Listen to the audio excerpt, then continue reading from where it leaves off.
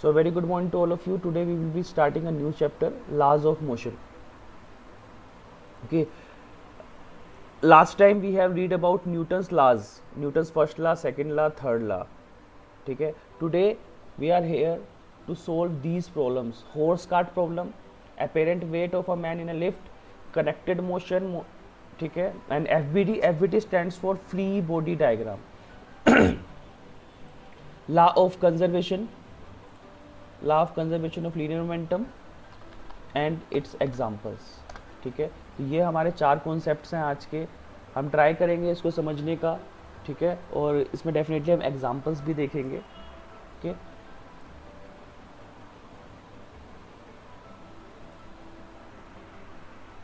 तो ये सबसे हमारी पहली problem, horse and cart problem.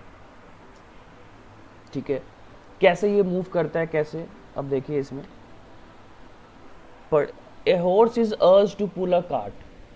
ठीक है, द हॉर्स रिफ्यूजेज. हॉर्स को मजबूर किया जा रहा है कि वो एक इस कार्ट को पुल करे, लेकिन जो हॉर्स है वो refuses to try, citing Newton's third law as his defence. मतलब हमने न्यूटन्स का थर्ड लॉ ही बोला था ना, कि जितनी फोर्स से हॉर्स कार्ट को पुल करेगा उतनी फोर्स से कार्ट भी हॉर्स को पुल करेगा. न्यूटन्स का थर्ड लॉ तो यही कहता है. और अगर दोनों इक्वल एंड अपोजिट हैं तो फिर ये कार्ट मूव करेगा ही नहीं. तो वो हॉर्स बोल रहा है कि न्यूटन्स का थर्ड लॉ के अकॉर्डिंग तो मैं पुल ही नहीं कर पाऊंगा इसे, बिकॉज जितनी फोर्स से मैं पुल करूंगा उतनी फोर्स से कार्ट भी मुझे पुल करेगा. तो जो फोर्स है इक्वल एंड अपोजिट हो जाएगी, तो ये तो कार्ट मूव ही नहीं करेगा. ठीक है, वो बोल रहा है the pull of me on the cart is equal but opposite to the pull of the cart on me. If I can never exert a greater force, जब मैं कभी भी उससे ज़्यादा फोर्स लगा ही नहीं सकता, then it exerts on me, how can I ever set the cart moving, ask the horse. ये हॉर्स का क्वेश्चन है. तो आप उसे कैसे समझाओगे जब वो बिल्कुल सही बोल रहा है एक तरह से वो, कि हाँ, कि न्यूटन्स का थर्ड लॉ तो यही बोल रहा है ना कि there is an equal and opposite reaction to every action. तो आप उसे कैसे समझाओगे उसे. तो लेट्स सी द रिप्लाई. तो हम उसे एजुकेट करते हैं, कैसे बोलेंगे हम इसको. देखो, सबसे पहले कार्ट का weight is due to gravity. Weight is due to gravity. It is the force with which earth pulls every body on its surface towards its centre. ठीक है, तो वेट हमेशा वर्टिकली डाउनवर्ड लगता है. Weight of any body always acts vertically downwards. तो ये vertically downward हो गया. अब आपको पता है न्यूटन्स का थर्ड लॉ बोल रहा है कि जितना वेट आपने अर्थ पे लगाया उतना ही आपको रिएक्शन में मिलेगा. तो reaction of cart RC, reaction RC on the cart offered by the ground must be equal and opposite to the weight of the cart. आप क्या करेंगे, हम एक हॉरिजॉन्टल ड्रॉ कर लेंगे. ठीक है, अब यहां पर हमने एक रस्सी बांधी होती है. घोड़ा और जो कार्ट है, हॉर्स और जो कार्ट है, वो दोनों एक रस्सी से बंधे हैं या किसी भी और मैकेनिकल मीन्स से बंधे हैं आपस में. They are bounded to each other. ठीक है, तो यहाँ पर इस जो भी रस्सी है या रोप है, इस पर एक टेंशन आएगी, बिकॉज ये घोड़ा उसे खींचेगा. जब घोड़ा खींचेगा तो रस्सी में टेंशन आएगी, टेंशन लगेगी इस side, right hand side, TSC. Okay, reaction pull of the cart on the horse TCH must be equal and opposite to the forward pull of the horse of the cart TSC. तो जितनी force से या जितनी tension आएगी horse जब cart को खींचेगा, उतनी ही टेंशन आएगी जब कार्ट हॉर्स को वापस खींचेगा, बिकॉज न्यूटन्स का थर्ड लॉ बोल रहा है. तो TSC is equal to minus of TCH. Equal and opposite word है यहाँ पर. अब लेकिन अगर जो if the horse pushes the ground in a slanting manner, slanting manner का मतलब देखो, इसका जो ये पैर है ये कुछ एंगल पे है, ये कुछ एंगल पे है यहाँ पर पैर, तो स्लांट हो गया ना, कुछ एंगल पे आ गया. The reaction offered by the ground is resolved into vertical and horizontal components. Resolution of vector हमने पढ़ा ही है, दिख रहा है. अब ये जो एक्शन और रिएक्शन है ये कुछ एंगल पे हैं, तो हम इनको 2 कंपोनेंट में रिजोल्व कर लेंगे. ये जो वर्टिकल जो कंपोनेंट है, ये वेट ऑफ द हॉर्स को बैलेंस कर लेगा, लेकिन अभी भी ये जो हॉरिजॉन्टल कंपोनेंट है रह गया, and this horizontal component will helps to pull the cart by the horse. तो इस तरह से वो जो हॉर्स है वो उसको पुल कर पाएगा कार्ट को बाय एक्सर्टिंग या bye pushing the ground in a slanting manner, in a slanting manner. ठीक है, तो दिस इज इट। तो इस तरह पुल करेगा। अब इसकी हम डेरिवेशन देखते हैं।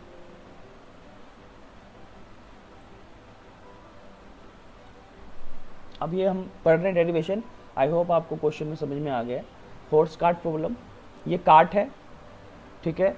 इस कार्ट पे ऑफ कोर्स ये कार्ट आगे मूव कर रहा है, तो यहाँ पे एक फोर्स बनती है, फ्रिक्शन फोर्स। ये फ्रिक्शन फोर्स कौन सी है? Small F. और फ्रिक्शन फोर्स कहाँ बनती है? हमने यहाँ दिखा रखा है फॉर सिमिट्री, लेकिन फ्रिक्शन फोर्स हमेशा ग्राउंड और टायर्स के बीच में बनती है, फ्रिक्शन फोर्स। ठीक है, ये फोर्स ऑफ फ्रिक्शन है, बिकॉज ये कार्ट को हम आगे पुल करना चाहते हैं। ये हॉर्स है, हॉर्स यहाँ पर है, मान लो ये हॉर्स, ठीक है। अगेन ये फोर्स लगा रहा है, एक्शन कर रहा है, ये कुछ एंगल पे फोर्स लगा रहा है पीछे की तरफ ना, ठीक है। तो उसकी वजह से रिएक्शन आया, और फिर हमने उस रिएक्शन को दो कंपोनेंट में डिवाइड कर दिया। एक हो गया H is equal to R cos theta. हम ऑलरेडी ये यूनिट 2 में पढ़ चुके हैं रेजोल्यूशन ऑफ वेक्टर में। और v is equal to R sine theta. ठीक है, तो दो को हमने डिसॉल्व कर लिया। ये टेंशन, एक टेंशन वो जो हॉर्स कार्ट पे लगा रहा है, और एक टेंशन वो जो कार्ट हॉर्स पे लगा रहा है। ओके, और दोनों इक्वल एंड अपोजिट होंगे। तो पढ़ते हैं अब इसको। Let us consider a cart connected to horse by a string, ठीक है, या by a rope, due to which tension T exerts in forward direction action, hence in turn cart also pulls the horse by tension T। तो T और minus T तो equal and opposite हो गए। Let the horse presses the ground with force capital F at some angle due to which reaction acts। अब जो horse है वो slanting manner में ग्राउंड को पीछे की तरफ पुश कर रहा है, जिसकी वजह से एक रिएक्शन आएगा आर। अब हम इस आर को दो कंपोनेंट में डिवाइड कर देंगे, vertical component R sine theta, horizontal component R cos theta. ये हमने रेजोल्यूशन ऑफ वेक्टर में पढ़ लिया है। The horse will move forward. अब देखो यहाँ पर ध्यान से, ये जो हॉर्स है ये तभी फॉरवर्ड मूव कर पाएगा। अब देखो, अगर यहाँ से देखे, जो वेट है, the weight is balanced by vertical component V। The weight is balanced by vertical component V। लेकिन ये जो H और T है, बिकॉज वो जो घोड़ा है उसे हॉरिजॉन्टली मूव करना है, तो ये कब मूव कर पाएगा? यहां पर अगर हम एक घोड़े की बात करें, ये हॉर्स है, यहां पर इधर लग रही है H फोर्स, इधर लग रही है T फोर्स। तो उसे जाना राइट हैंड साइड पे। तो क्या कंडीशन है जब वो राइट हैंड साइड पे जाएगा? जब ये वाली फोर्स H T से बड़ी हो, जो उसे राइट पे लेके जा रही है फोर्स, वो अगर फोर्स ज्यादा हो T से, तो ही वो मूव कर पाएगा। तो वही कंडीशन हम रखी, H greater than T। H greater than T। अब ये आया क्या है हमारे पास? देखो, ये कौन सा लॉ लगा रहे हैं हम? ये है न्यूटन्स का सेकंड लॉ। न्यूटन्स का सेकंड लॉ क्या है? F is equal to M A. F is equal to M A, ठीक है। यहां पर m क्या हो गया? Mass of force. a क्या हो गया? एक्सेलरेशन। अच्छा, एक बात और, एक्सेलरेशन थ्रू आउट, जो एक्सेलरेशन है वो कांस्टेंट है।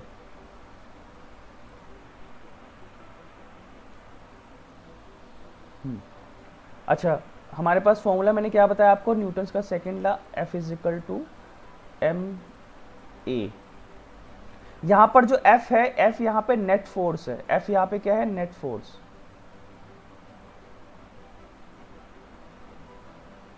मास और यहां पे एक्सेलरेशन, नेट फोर्स। अब हमें पता है कि हॉर्स आगे तभी मूव कर पाएगा जब H जो हॉरिजॉन्टल कंपोनेंट है वो ग्रेटर होगा T से।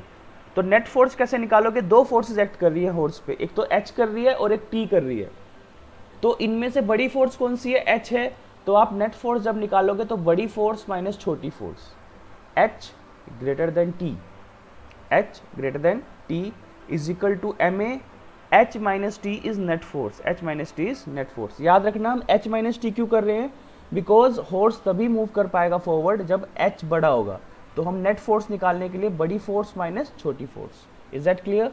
तो ये हमारे पास इक्वेशन नंबर 1 आ गई, H minus T is equal to M A. अब देखो दूसरा,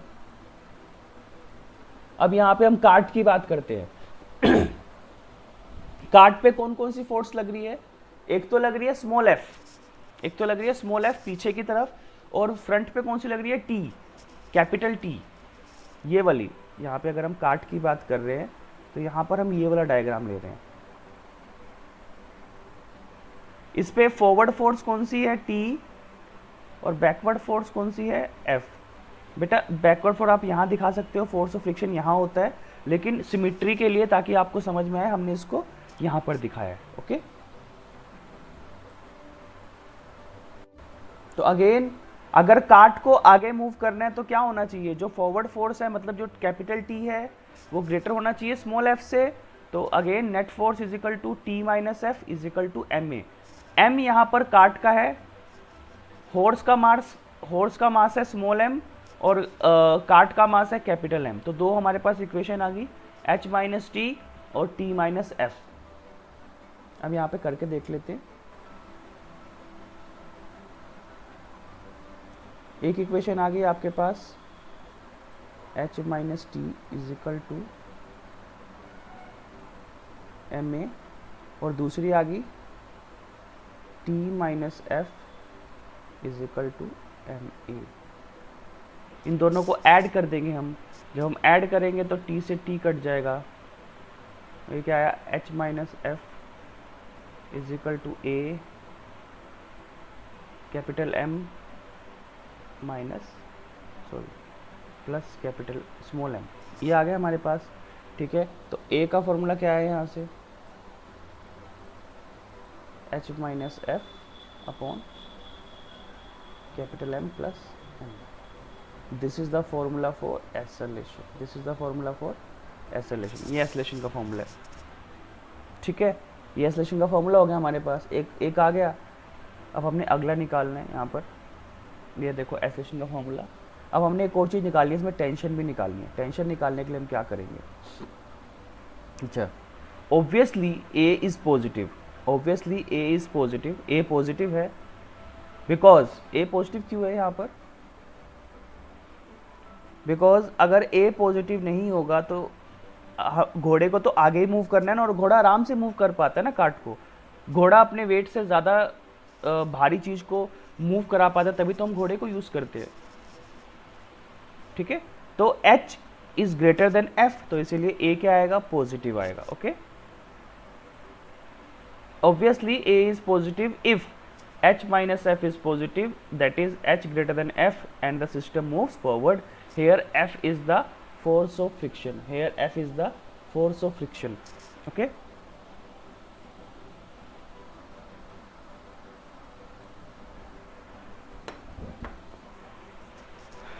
अच्छा अब दूसरा यहाँ पर नेक्स्ट कॉन्सेप्ट है हमारे पास,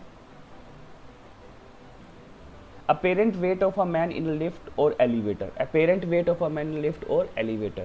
जब कोई पर्सन लिफ्ट में जाता है तो अगर वो लिफ्ट मूव कर रही है तो उसका जो वेट है वो चेंज हो जाता है। जैसे कि आपने सुना होगा वो जो मैरी गो राउंड होता है, मैरी गो राउंड, जब उसमें आप ऊपर जाते हो नीचे जाते हो तो आपको एक अजीब सी फीलिंग आती है। कई पर्सन्स तो मतलब बहुत ज़्यादा डर भी जाते हैं जब वो ऊपर जाता है नीचे आता है, वो गोल वाला जो झूला होता है मैरी गो राउंड। लंदन आई करके एक हमारे पास लंदन में एक झूला टाइप है जिससे आप पूरे लंदन का व्यू देख पाओगे। तो वहाँ पर भी यही है कि वो गोल होता है, पूरा ऊपर नीचे जाता है। ठीक है, तो जब वो बॉडी ऊपर जाती है तो अजीब सा फील होता है हमें, और जब नीचे आती है तो भी अजीब सा फील होता है। उसका रीज़न क्या है कि हमारा जो वेट है वो चेंज हो रहा है, हमारा जो वेट है वो चेंज हो रहा है। तो सिमिलरली जब एक लिफ्ट में पर्सन ऊपर या नीचे जा रहा है तो उसका भी जो वेट है वो थोड़ा चेंज होता है। और अगेन सेइंग वेट चेंज होता है, मास नहीं चेंज होता, मास ऑलवेज रिमेन्स कांस्टेंट। तो हम एक कंसीडर करते हैं case, late us consider a man of mass small m, एक मैन है जिसका मास है small m, standing on a weighing machine placed in a lift. ठीक है, वो एक वेइंग मशीन पे खड़ा है जो कि लिफ्ट के अंदर है। Is that clear? Case clear हो गया, उसका मास है m। Case one, case one में मान लो जो लिफ्ट है वो ऊपर की तरफ जा रही है, एक्सेलरेशन ए, एक्सेलरेशन ए। अब ध्यान से यहाँ पर फोर्सेस, सबसे पहले उसकी जो फोर्स लगेगी ग्राउंड पे वो होगी mg। mg क्या होता है? वेट। उसकी वजह से रिएक्शन आएगा r। लेकिन ये जो लिफ्ट है ये ऊपर भी जा रही है तो ऊपर की तरफ आएगा a, एक्सेलरेशन। ठीक है, अब by Newton second law of motion, अब यहाँ पे क्लियरली है वो लिफ्ट कहाँ जा रही है? ऊपर की तरफ जा रही है ना, वो लिफ्ट कहाँ जा रही है? ऊपर की तरफ। तो ऑफ कोर्स यहाँ पे दो फोर्सेस लग रही है, आर और mg। तो वो लिफ्ट ऊपर जा रही है, इसका मतलब जो आर वाली जो फोर्स है वो बड़ी होगी mg से। तो नेट फोर्स निकालोगे, आर ग्रेटर देन मान लो mg हो गया। तो नेट फोर्स कैसे निकालोगे? बड़ी फोर्स माइनस छोटी force, R minus mg is equal to ma। तो यहाँ से क्या आ गया? R is equal to mg plus a। तो यहाँ से क्या प्रूफ होता है कि जब लिफ्ट एक्सेलरेट करेगी upwards, the weight of the body increases. इसका मतलब wait of the body increase, wait of the body increase हो जाएगा। ओके, अब सिमिलरली अब मान लो वो जो लिफ्ट है वो डाउनवर्ड जा रही है, मैं इसी में बना देता हूँ। अब जो लिफ्ट है वो डाउनवर्ड जा रही है, अब डाउनवर्ड जा रही है तो ऑफ कोर्स mg बड़ा होगा r से, तो हम ऐसे लिखेंगे mg minus r is equal to ma।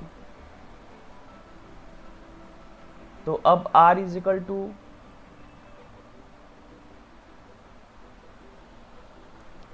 अब minus r is equal to ma minus mg, minus को उधर ले जाऊंगा तो r is equal to mg minus ma। तो क्या प्रूफ हो गया यहाँ से कि जब वो लिफ्ट ऊपर जाती है तो वेट बढ़ जाता है, जब वो लिफ्ट नीचे जाती है तो वेट घट जाता है। r is equal to mg minus a, ये हो गया। ठीक है, ये सेकंड केस हो गया। थर्ड केस देखो, when the lift is at rest और इन यूनिफॉर्म मोशन, तो r is equal to mg। जब रेस्ट पे है तो कोई एक्सेलरेशन ही नहीं है, एक्सेलरेशन नहीं है, तो r और mg इक्वल एंड अपोजिट होंगे। a is equal to 0 at rest and a is equal to 0 नहीं होता, a is equal to constant. ठीक है, and in uniform motion, for upward motion r is minus mg is equal to m0, तो downward के लिए भी r is equal to mg। अच्छा, एक फोर्थ केस है, when the lift falls freely. अगर मान लो लिफ्ट चल रही है और एकदम से जो उसकी जो थ्रेड है या जो रोप है वो टूट जाए, जिससे वो ऊपर की तरफ पुल हो रहा है, अगर वो एक्सपेंशन सिस्टम जो टूट जाए तो क्या होगा? जो a होगा वो g के इक्वल हो जाएगा। a किसके इक्वल हो जाएगा? g के। और ऑफ कोर्स वो लिफ्ट है नीचे जाएगी तो r is equal to m g minus a होता है। a g के इक्वल हो गया तो m 0, r कितना हो जाएगा? 0। इसे बोलते हैं वेटलेसनेस, इसे बोलते हैं वेटलेसनेस। उसका जो अपेरेंट वेट होगा उस टाइम पे 0 हो जाएगा, इसे बोलते हैं weightlessness. Okay, let us do an example of it ना, एक एग्जांपल कर लेते हैं।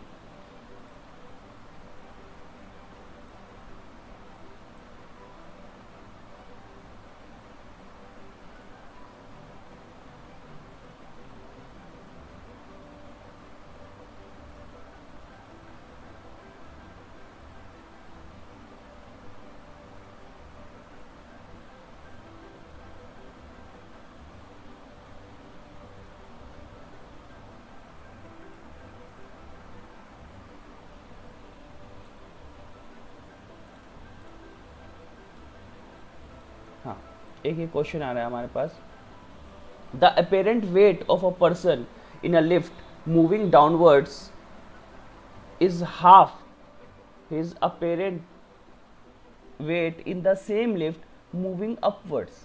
With the same magnitude of acceleration, acceleration same है, तो इन चारों में से कौन सा आंसर आएगा? ध्यान से पढ़ेंगे क्वेश्चन को। The apparent weight of a person, एक बार पहले क्लियर कर लेते हैं। जब बॉडी ऊपर जाती है कुछ एक्सेलरेशन के साथ लिफ्ट के अंदर, तो उसका वेट बढ़ जाता है, और जब बॉडी डाउनवर्ड आती है तो उसका वेट घट जाता है। तो M G plus A is equal to 2m G minus A, तो यहाँ से सोल्व कर लेंगे तो a is equal to g/3। ठीक है, आपको बस याद होना चाहिए कि जब बॉडी ऊपर जाएगी तो वेट, तो उसका जो मास है वो इंक्रीज हो जाएगा, और जब नीचे जाएगी तो उसका मास है वो डिक्रीज हो जाएगा। एक और क्वेश्चन देखते हैं।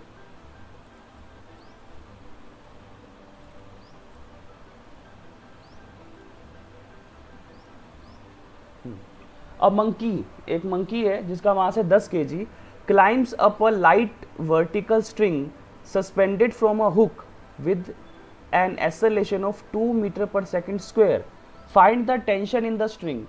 टेंशन ढूंढना है आपको। एक मंकी है जिसका मास है 10 kg, एक बना के दिखा देते डायग्राम।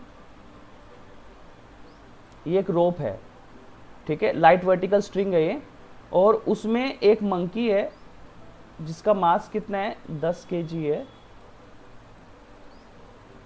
तो वो ऊपर जा रहा है कितनी एक्सेलरेशन के साथ? 2 मीटर पर सेकेंड स्क्वायर। तो हमें टेंशन निकालनी है, तो हमें क्या निकालनी है? टेंशन निकालनी है।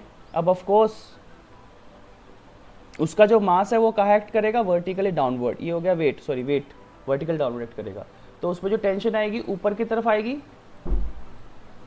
तो ये टेंशन, तो यहाँ से tension minus W is equal to M a, जो भी उसका मास होगा, T is equal to M A, और W का फॉर्मूला क्या होता है? mg। सोल्व कर देंगे, m तो सेम है 10। अच्छा एक बात और, जब तक उन्होंने क्वेश्चन में आपको दिया नहीं होगा take g is equal to 10 metre पर सेकेंड स्क्वायर, आप तब तक g को 9.8 ही लोगे। अनलेस इट इज गिवन कि take g is equal to 10 metre पर second square, you will always take g is equal to 9.8 metre पर सेकेंड स्क्वायर। तो यहाँ से ये क्वेश्चन भी सोल्व हो जाएगा हमारे पास। ठीक है, फॉर्मूला याद रखना है आपने। एक और क्वेश्चन करके देख लेते हैं।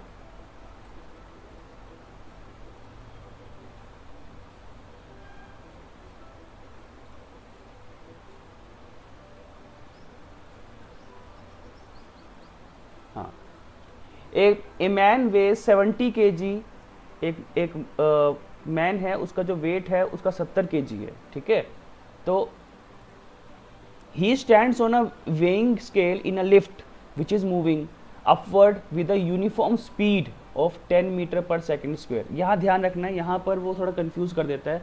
हम लोग क्या देखते हैं, बस ये स्पीड देख लेते हैं, तो हम फटाफट से ऊपर जा रही है तो उसका वेट बढ़ जाएगा। बेटा यहाँ पर उसने लिखा हुआ है upward with a uniform speed.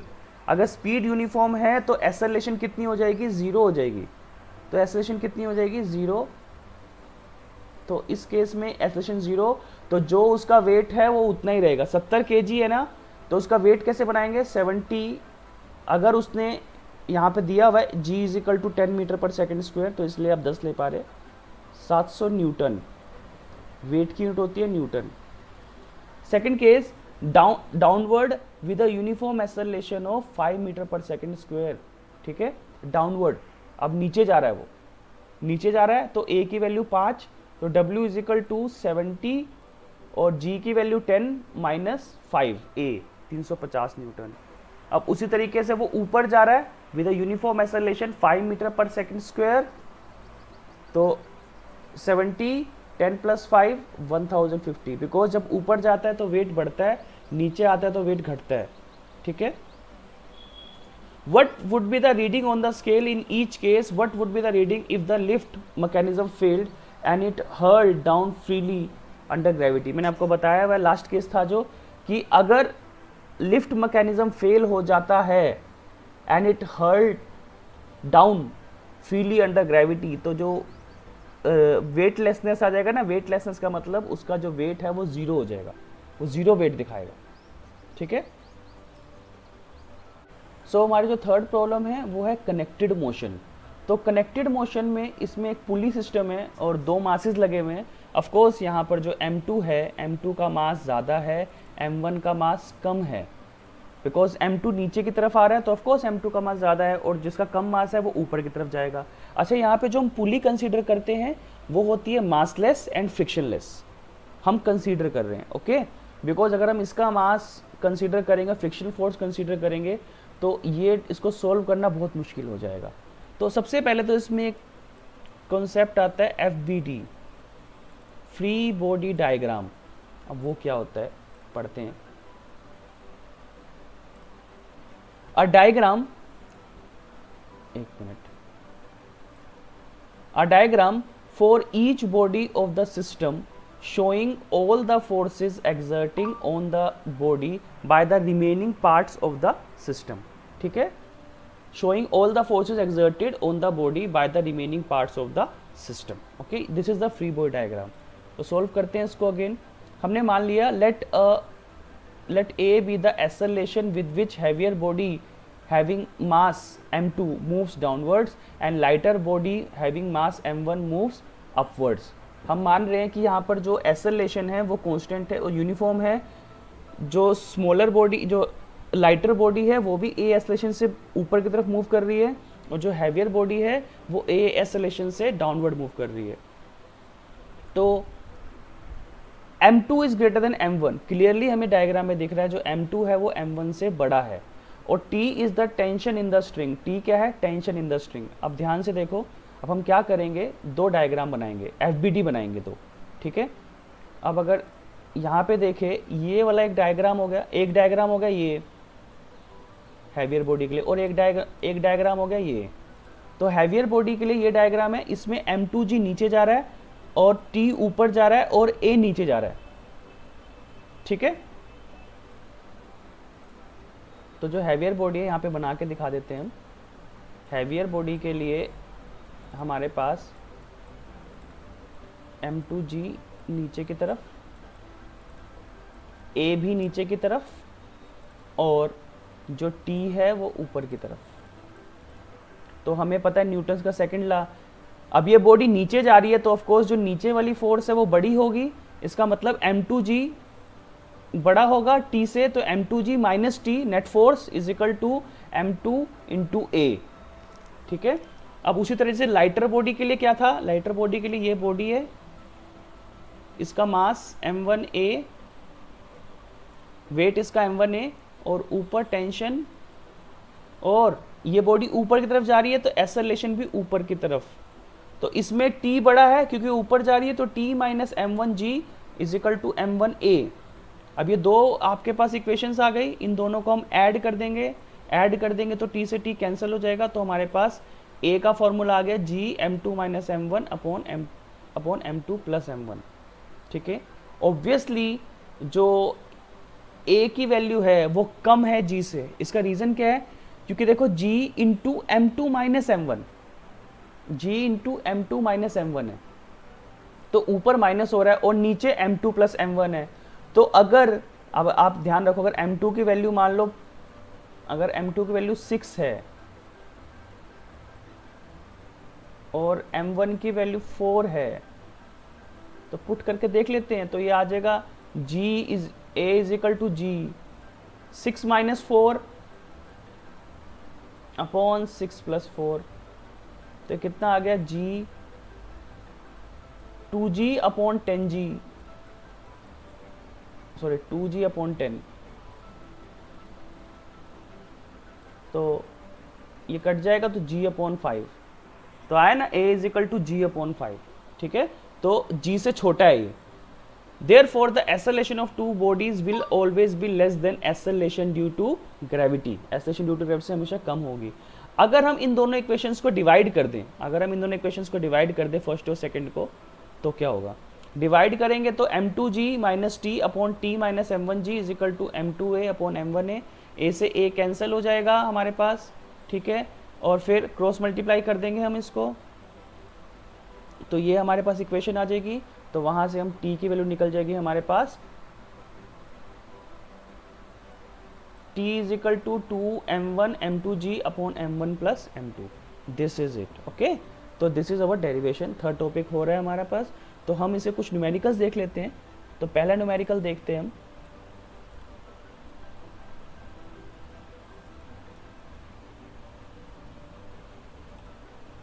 The pulley arrangements of the figure A and B are identical. दोनों का जो पुली अरेंजमेंट है ए एंड बी का आइडेंटिकल है. ठीक है.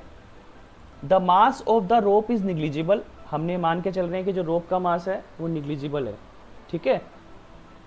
In figure A the mass m is lifted up by attracting a mass 2m to the other end of the रोप.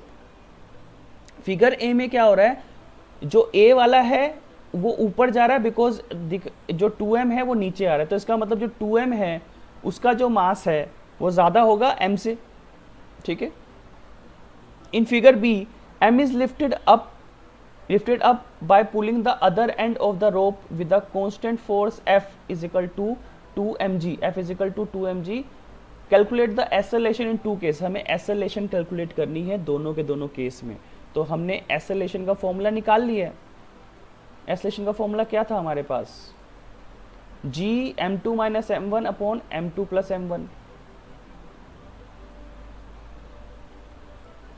तो अब यहाँ देखते हैं इन फिगर ए. अब यहाँ पर हम थोड़ा सा डायग्राम को बना लेते हैं. यहाँ पर फोर्स लग रही है, यहाँ पर जो फोर्स लग रही है वो है mg, और ऊपर फोर्स क्या लगेगी, टेंशन, और साथ में क्या लगेगा, एक्सेलरेशन ऊपर की तरफ. तो यहाँ पर ये बॉडी ऊपर जा रही है तो t minus m g is equal to M a. तो यह हो गया t minus m g is equal to M A. अब इसके लिए अगर हम देखें यहां पर लग जाएगा 2mg ऊपर की तरफ टेंशन, और एक्सेलरेशन कहाँ होगी, नीचे की तरफ. तो क्या होगा, नीचे जा रही है ना बॉडी, तो 2mg बड़ा होगा, 2mg minus T is equal to 2ma. ये फर्स्ट और सेकंड इक्वेशन होगी. उन दोनों को हम ऐड कर देंगे. तो ऐड करेंगे तो क्या होगा, t से t कट जाएगा, 2 माइनस एम में से एक mg घट जाएगा, तो ये हो जाएगा mg is equal to 3ma. तो m से m कट गया, तो a is equal to g upon 3. ये फर्स्ट केस में आ गया. अब सेकंड केस में देखते हैं. अगेन सेकंड केस में हम देखें तो यहाँ पे mg नीचे की तरफ, t ऊपर की तरफ, और a भी ऊपर की तरफ. ठीक है. तो again t minus m g is equal to M a. फिर दूसरा केस, f नीचे तो टेंशन ऊपर और एक्सेलरेशन नीचे, और इसकी वैल्यू भी कितनी है, 2mg है. ठीक है. तो बिल्कुल सेम आ जाएगा हमारे पास इसकी वैल्यू, क्योंकि यहाँ भी तो अब हमारे पास जो फोर्स थी वो 2mg नीचे की तरफ लग रही थी, यहाँ भी f की वैल्यू 2mg है, तो दोनों में सेम एक्सेलरेशन आएगा. ओके. तो ये हमारा हो गया एक क्वेश्चन. एक और एग्जांपल देख लेते हैं इसमें.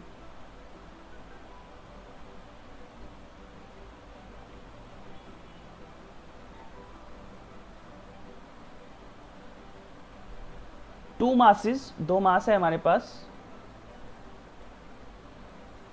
7 kg and 12 kg are connected at the ends of a light extensible string that passes over frictionless pulley. Find the acceleration of the mass and tension. Direct निकालना है. आपको अगर फॉर्मूलेज लर्न हैं तो आप डायरेक्ट फॉर्मूला पुट कर सकते हो. क्या फॉर्मूला है, a is equal to g m1 minus m2 upon m1 plus m2. अगर आपको डायरेक्ट फॉर्मूला याद है तो आप डायरेक्ट भी पुट कर सकते हो, क्योंकि ये न्यूमेरिकल है. g की वैल्यू 9.8, अनलेस आपको दिया हो तब 10, तब तक आपने 9.8 ही लेना है. तो 7 प्लस 7 माइनस 12, तो इसको कर लेंगे 5 अपॉन 19.